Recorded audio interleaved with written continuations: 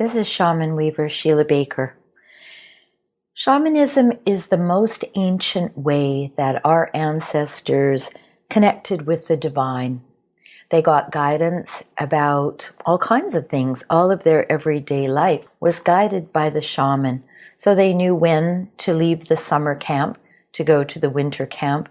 They knew when the buffalo were coming. They knew when the duck would be arriving. They knew where to look for duck eggs, and to all of their survival techniques, their everyday survival relied on the shaman having information to guide them. The shaman even knew when the eclipses were, and they were the ones who were able to tap into divine guidance.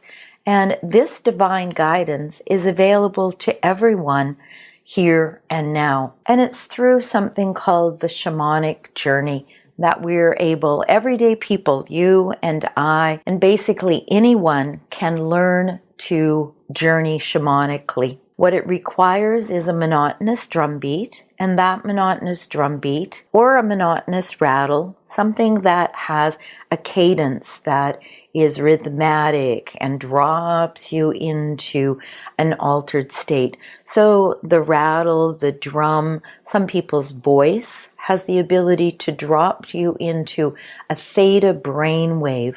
And in those theta states, we have access to what's called, in shamanic terms, non-ordinary reality.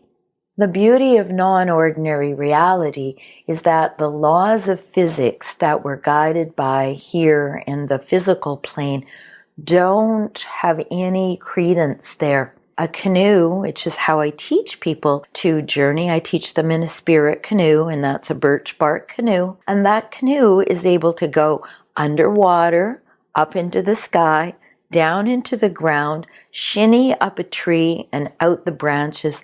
It's not confined by the laws that we have governing our physical bodies and our physical environments. So in non-ordinary reality, a bear can be as small as a pinhead, which makes it really difficult for us to see, or it can be big as a house. You can journey down into the water, and you can still breathe. These kinds of things that we're not capable of in our physical reality, you are capable of in non-ordinary reality. You can ask simple or complex questions. And the reason that shamanic journeying is so important and so relevant at this time is that you get a guide. Your very first journey, as I explore shamanic journeys with you, is to ask for a guide. And that guide becomes like your best friend. You find out the very important things, because just because they're a non-ordinary reality doesn't mean that they don't have a family, doesn't mean that they don't have a context in which they live, doesn't mean that they don't enjoy eating things. So you find out those very same things that you would find out with a new friend. What do you do for fun? Who do you hang out with? What kind of entertainment do you have? And you, by these inquiries, these very basic inquiries into this newfound friendship, you develop a very special bond. And that special bond allows you to rely and trust their guidance. And as you come to know your guides, then what you have access to is all the information that they have. They have a higher perspective than we do. They also have loving, caring guidance that's just for you. They want your highest and best, or better, because we're limited by our minds, think, well, I don't deserve that, or that's not for me. But their guidance is for you, and they will take you places that you can't go by yourself, provide you answers that you can't find by yourself. So some of the benefits of the shamanic journeying is to have answers to difficult, important life questions. Where do you want me next? Where would be the best place for me to move? What would be the best avenue for me to pursue in terms of my passions and my desires? And even, what's my purpose right now? Because you might notice that your purpose in grade 1 was to learn to read, to learn how to write, to learn how to count, to communicate and be social. In non-ordinary reality, those very same things. How do I communicate with you? What do you want me to call you? How is the best way that you can manifest in my life? And they will actually give you practical, everyday solutions to your questions. I remember being guided to a shop outside of my own town where I found a beautiful eagle drum.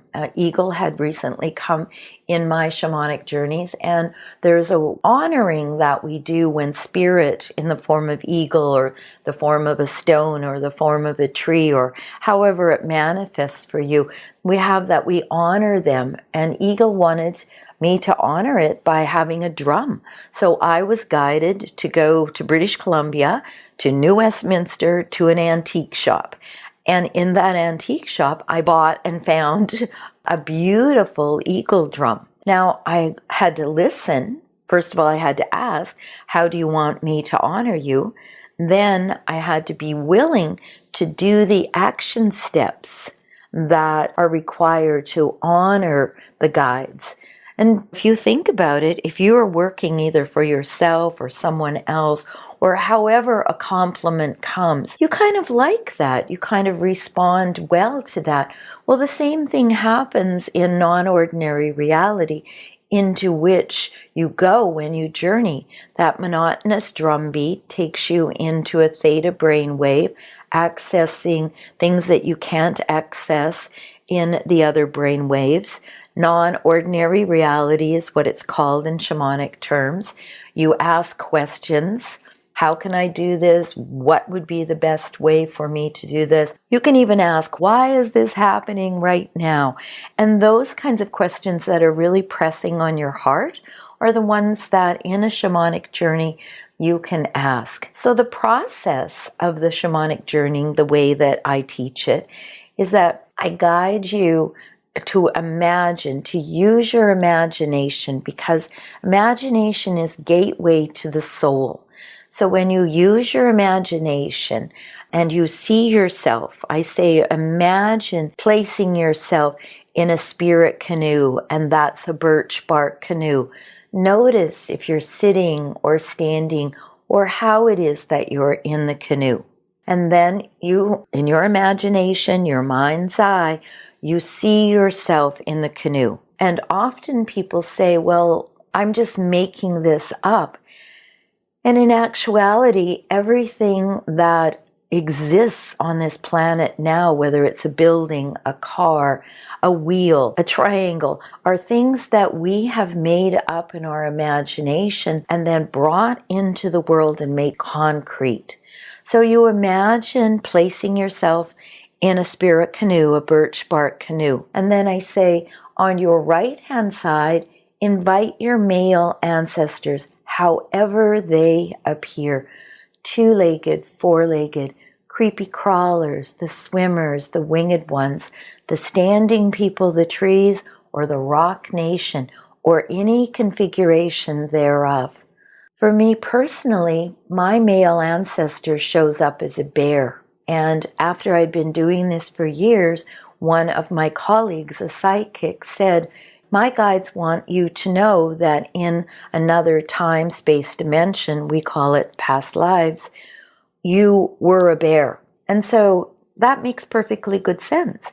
But you know what? I didn't even question that it was a bear. I just went, oh, okay, there's my male ancestor, shows up as a bear, has always been a bear, and maybe will always be a bear. So that's on your right-hand side is your male ancestor. On your left-hand side, you invite your female ancestors. And the reason that I use right for masculine is that I believe that the right side of the body is the masculine side of the body.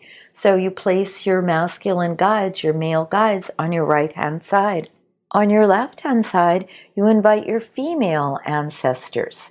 So for me, this has always been a Native American elder grandmother.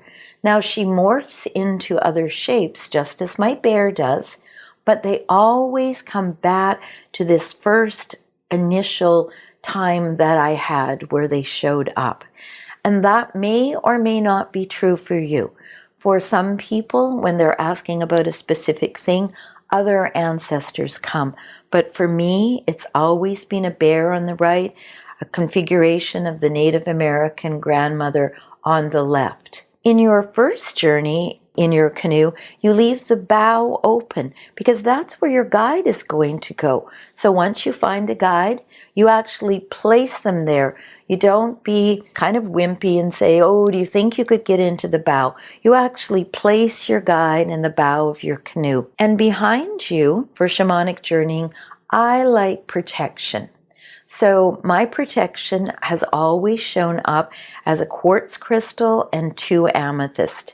And sometimes it's an amethyst and 2 quartz, but it's always been this configuration behind me.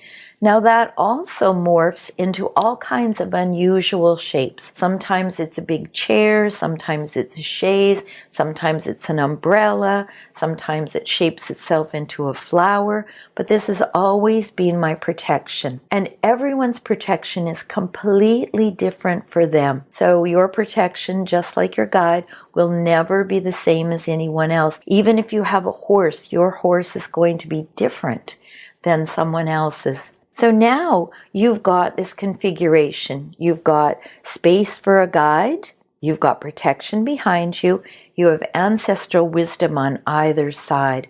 And at that point, you can set your intention to ask for what it is that you need to know. The way that I like to do this is I like to say, show me what I need to know about, and then whatever it is that I'm asking about.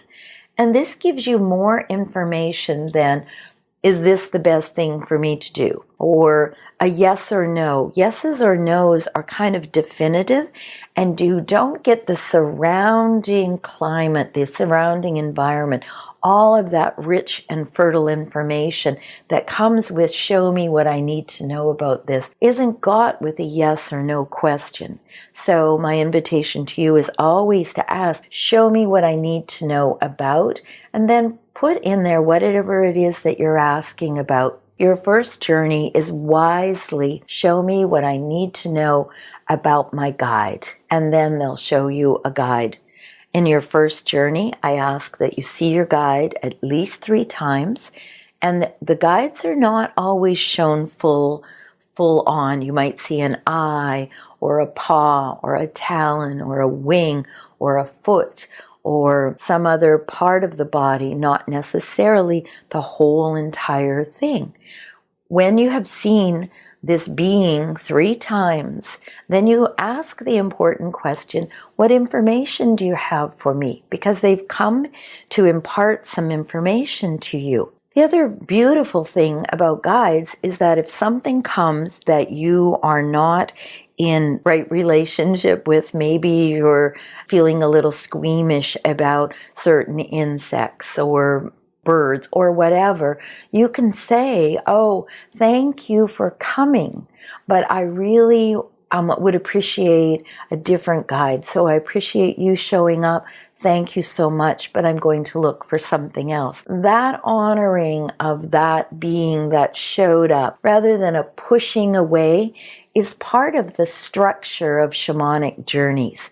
If someone shows up in your journeys that you're not feeling an affinity for, you have the right, this is your journey, you have the right to say, I'd really like something different, and thank you. You'll also notice that in the journeys, your mind, which is your bodyguard trying to keep you safe, will go, well, that's not possible. So you just thank your mind, because what you're doing in the shamanic journeys is you're stretching your mind. You're wanting yourself to grow and expand. And what does your mind do? Especially the reptilian brain. No, don't go there. Don't do that. That's scary. You can't go out after dark. You can't drive to a new place. You don't know what's going to happen. So all of those things, just like in the practical world, are going to show up in your journeys. So you just give thanks. Oh, thank you so much for trying to keep me safe. and I'm going to explore a little more. So this exploration in non-ordinary reality, where you get a guide, you have protection, you have ancestral wisdom, begins to also affect your everyday life. There's a saying, as above, so below. When you take important questions into the realm, into the shamanic, non-ordinary realm, and you get information, you bring that information back to the practical world, and you start using that information on a daily basis, then your life begins to change. If you're guided that really the best place for you to be would be another city where you would be doing this other thing, then you begin to actually, on the practical world, explore that city. You can Google the city, you can look, you can see the neighborhoods, you can see the environment, you can see the art and the culture, and really, does that resonate with you? Just because you get some guidance doesn't mean you just blindly go along and do it. You do some sussing it out, sniffing it out, listening. If it says Chicago, you might start to hear the word Chicago, or somebody might, in your friend relationships, might have gone to Chicago, or maybe you have relatives in Chicago. So you begin to look at the practical. Does this make sense to me? Because the whole realm of non-ordinary reality is about enhancing your life. Guides have your highest and best or better in mind, and they don't have an agenda. Two-leggeds, in spite of our virtue and our diligence of not wanting to be attached to what someone does with the information that we give them once they've come and asked, we still have an attachment. We don't seem to be able to not do that. But in non-ordinary reality with your guides, they only want what's best for you without an agenda of anything for them. Now, the beautiful part is that without you, there is no experience of the divine. There is no experience of this particular guide. So as you learn to journey, as you get a guide, find out about them, learn about them, and your life moves forward, you're going to have lovely practical things to do. Guides, just like everyone else, love to be honored. I told you about a drum that I was guided to go and get. I have elephants, statues in my house. I have rocks. I have drums. I have rattles. I have things that remind me of past vision quests, remind me of future stories I'm going to create. So the shamanic journey itself really opens up a whole world, vast, infinite possibilities in this realm that are available to you. It's done, like I said, with a monotonous drum beat, dropping you into a theta brainwave where you have access. There will be information for you. Often it comes in metaphors. So sharing your journey with someone else is a lovely thing to do because they will give you another perspective, which is why I like to teach in circles, because in spite of you showing up at a circle and not knowing anyone, by the time you journey with them and then listen to their journey, give them your attention and bring back whatever comes to you, you'll find that it's very helpful and useful for them in terms of this sharing of your experience. So shamanic journeys are a wealth of information.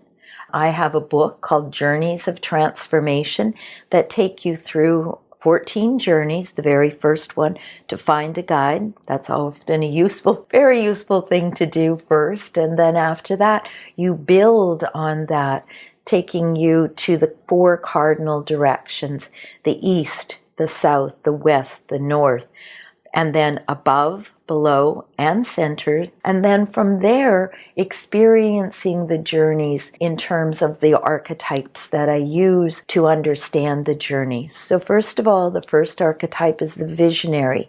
Now that's you because you're having the vision. The second archetype that I listen to journeys through is the enlightened spiritual warrior. Because in your journey, there will be some action that you needed to take, or maybe you're in a waiting phase. So that's important to know. So that's the enlightened spiritual warrior. So the next one is the teacher, because there's always a lesson. When you set an intention, ask a question, there's a lesson for you in this. And then once you get the lesson, there's an opportunity to heal something. So that's the healer archetype. So far we have the visionary, the enlightened spiritual warrior, the teacher, the healer. And then it's important to bring this information back into your everyday life. So that archetype I call the magician, because you're going to do something in the practical world with the information. And like I said a few moments ago, guides love to be honored. I mean, who doesn't?